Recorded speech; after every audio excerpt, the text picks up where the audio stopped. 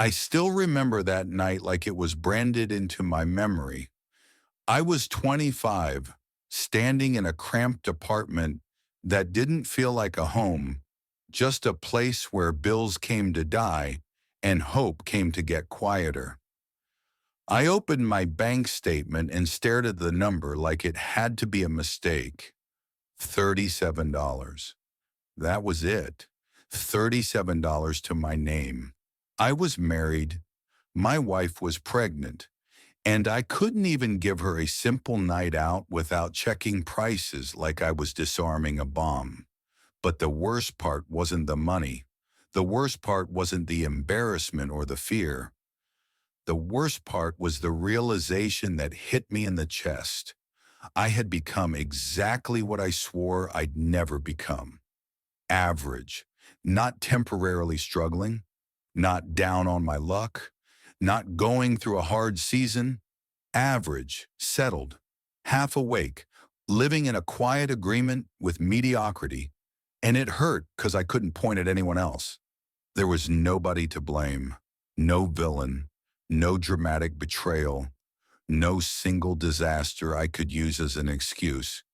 It was just the brutal truth. I had made thousands of small choices, day after day, and they had built a life that was smaller than my potential.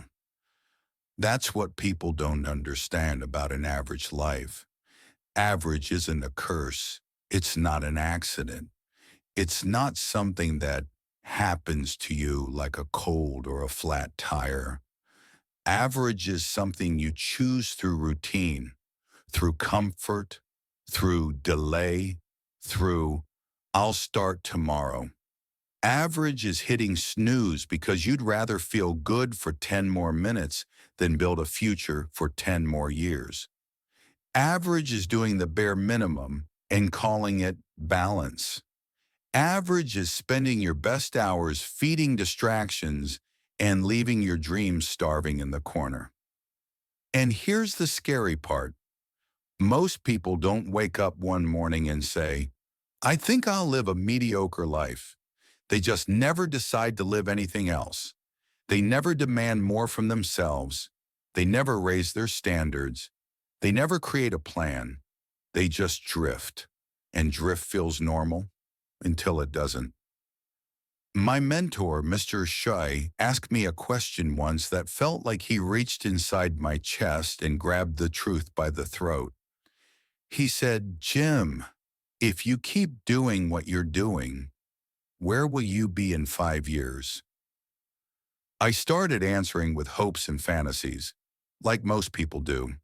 I started talking about what I wanted, what I dreamed, what I planned. He cut me off. No, not where you hope, not where you wish, not where you pray you'll end up. Where will you actually be if nothing changes? That's when I saw it clearly. I was standing on a conveyor belt, and it wasn't headed toward success. It was headed toward a life I didn't want, and I had stepped onto it with my own habits. Here's the truth. Not choosing is a choice. Not deciding is a decision. And not committing to excellence is committing to mediocrity. If you don't design your life, you become a piece in someone else's design. And I promise you, the world does not wake up every morning thinking about how to fulfill your potential. Now listen, this might sting, but it's the kind of pain that wakes you up. Most people live like learning ended the day school ended. The average adult reads almost nothing after graduation. They consume entertainment, opinions, gossip, trends, but very little knowledge. They scroll for hours but won't read for 20 minutes. They'll memorize the lives of strangers but won't study the skills that could change their own. And then they say, I want a different life. But you don't get a different life by wishing.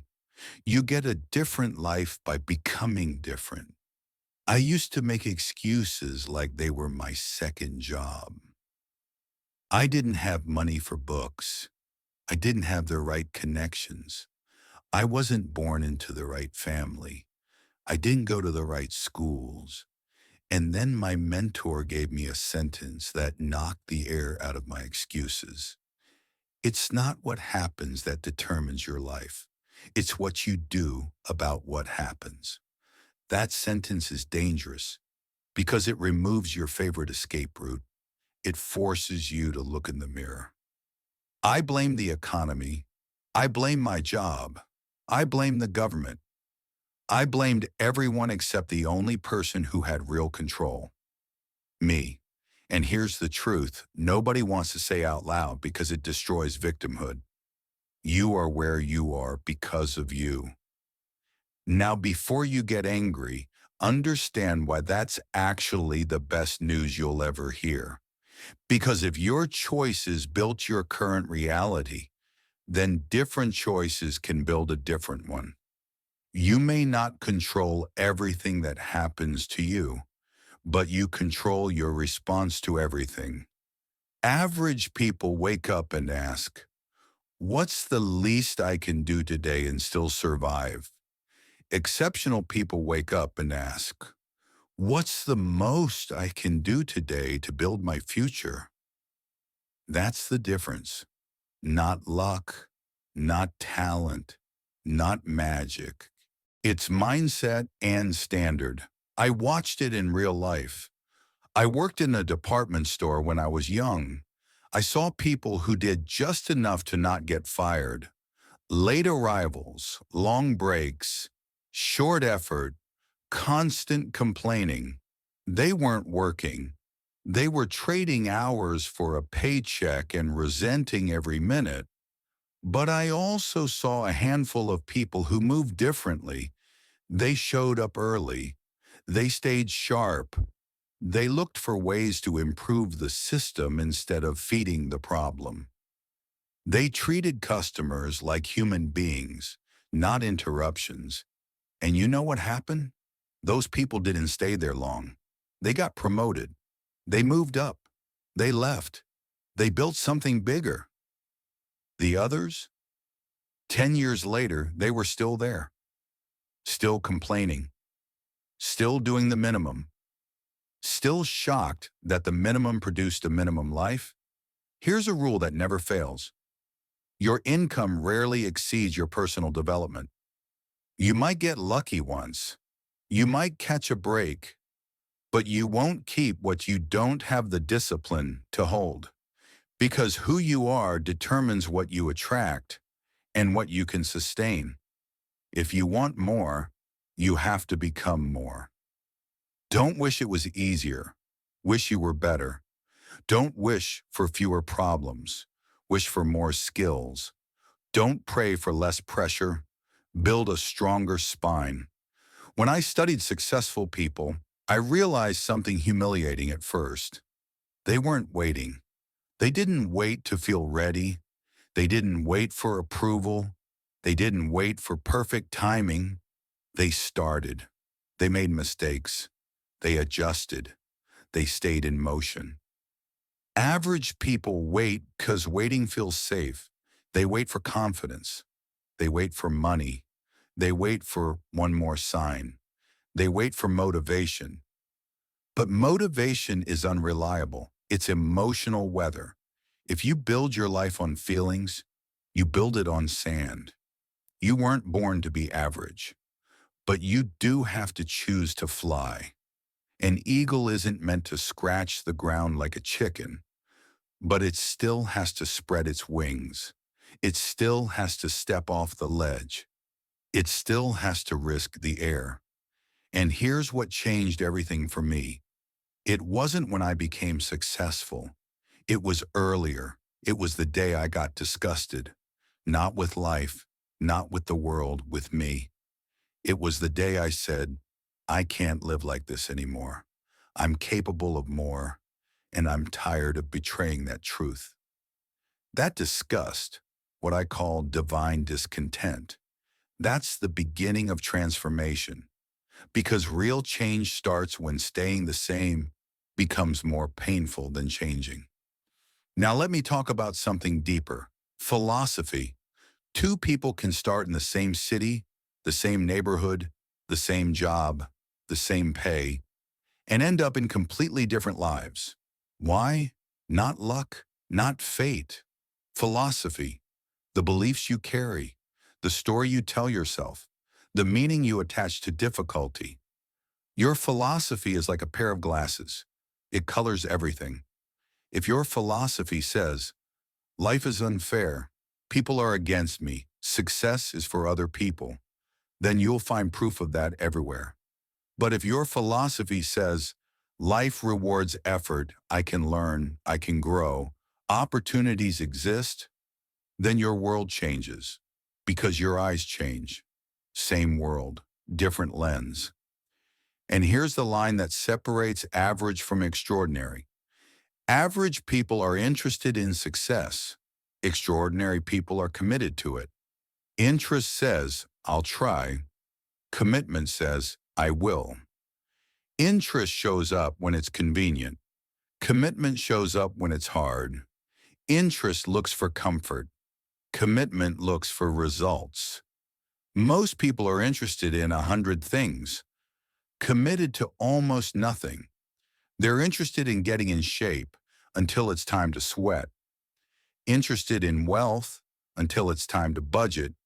Interested in growth until it's time to read instead of scroll. When I shifted from maybe to must, everything shifted. I stopped saying, I should read more, and I started saying, I will read every day. No excuses.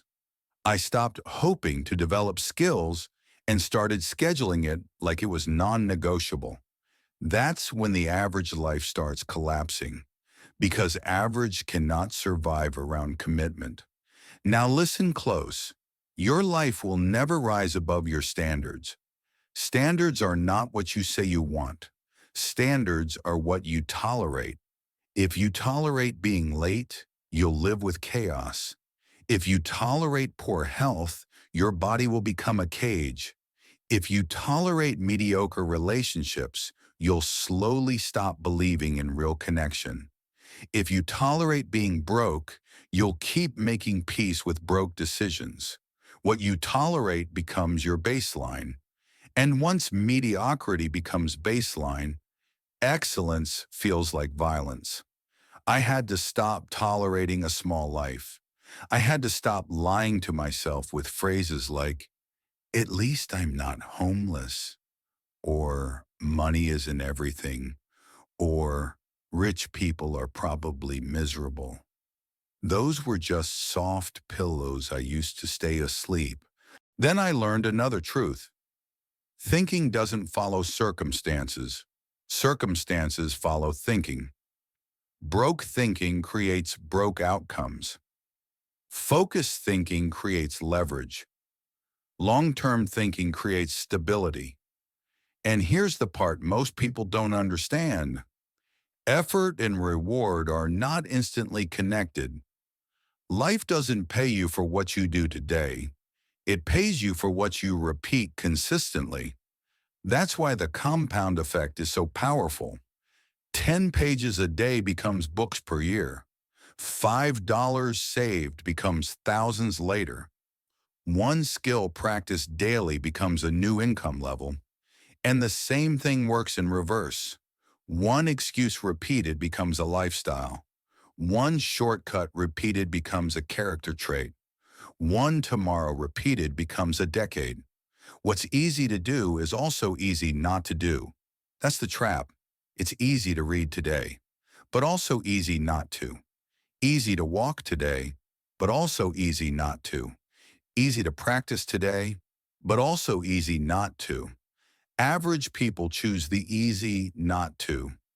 Extraordinary people choose the easy to because they understand what it compounds into. Now let's talk mornings. Your morning is the steering wheel of your day. Average mornings are reactive. Snooze, rush, stress, start behind. Extraordinary mornings are intentional. Wake, prepare, build, lead. When I started waking up an hour early, my life changed. Not because waking early is magic, but because it gave me ownership. That hour became mine, an hour for reading, thinking, planning, practicing. That's 365 hours a year. That's weeks of growth, while other people are too busy. And then I learned something else. Most people don't have goals. They have wishes. I wish I had more money. I wish I was in better shape. I wish I had a better job. Wishes are dreams without a plan. Goals are written, specific, measurable, scheduled. And if you don't measure your progress, you can't manage it. What you track improves. What you ignore decays. Now let me tell you one of the biggest force multipliers in life. Your environment and your associations. Show me who you spend time with, and I can show you what you'll tolerate. Show me your inner circle, and I'll show you your standards. If you live around complaining, your mind becomes allergic to action. If you live around discipline, your excuses start dying from starvation. Some people will not understand your growth, not because they hate you, but because your progress makes their comfort uncomfortable. So you have to choose, belonging or becoming. And finally, here's the bottom line. You only get one life, and you can spend it proving your excuses or building your future. Your children are watching, your friends are watching, your co-workers are watching, even strangers are watching. Your life is teaching someone what's possible. So what are you teaching? That dreams are decoration? That someday is a plan? That comfort is more important than potential? Or are you teaching that a person can change? That discipline works? That an ordinary start can lead to an extraordinary finish? Success isn't about money.